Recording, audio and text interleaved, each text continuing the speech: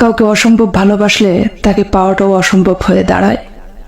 এই পৃথিবীতে সেই সবচেয়ে বেশি ধোঁকা খায় যে নিঃশব্দে মানুষকে অন্ধের মতো বিশ্বাস করে যায়। বিষাক্ত সাপও অতটা বিষাক্ত নয় যতটা বিষাক্ত ওই ব্যক্তি যে শুধুমাত্র প্রয়োজনে সম্পর্ক করে। জোর করে কিছুই পেতে চাই না, না কারো সময়, না কারো সঙ্গ, না কারো মায়া, না কারো ভালোবাসা। তোমার বিপদের দিনে যে নিরপেক্ষ অথবা চুপ থাকে তাকে কোনোদিনও বন্ধু ভেবো না।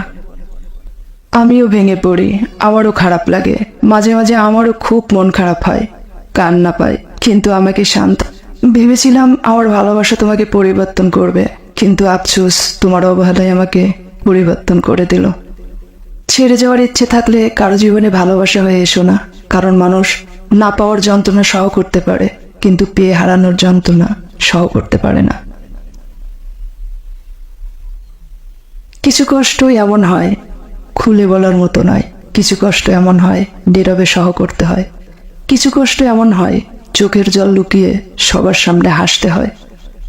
পাগলের মতো ভালোবাসি বলে এতটা অবহেলা করছো, কিন্তু একটা কথা ভেবে খুব ভয় লাগে, এই অবহেলা সহ করা মানুষটা যদি একবার হারিয়ে যায় তখন কাকে এত অবহেলা করবে। যে স্থানে থাকলে তোমার চরিত্রে আঁচ লাগতে পারে সেই স্থান ত্যাগ করো।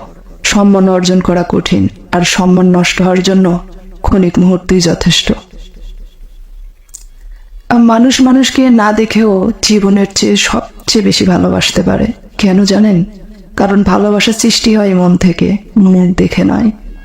জীবনে যত মানুষের সাথে পরিচয় হয়েছি সবাই একটা কথাই বলেছে, সবাই কিন্তু এক হয় না, বাট বিলিভ মি, দিন শেষে সবাই এক নৌকার মাঝি।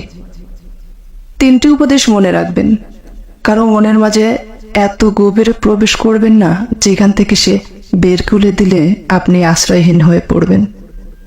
2, কারোর সাথে এত বেশি মনের কথা বলবেন না, সে যদি কথা বলা বন্ধ করে দেয় তাহলে আপনি বাকরুদ্ধ হয়ে যাবেন।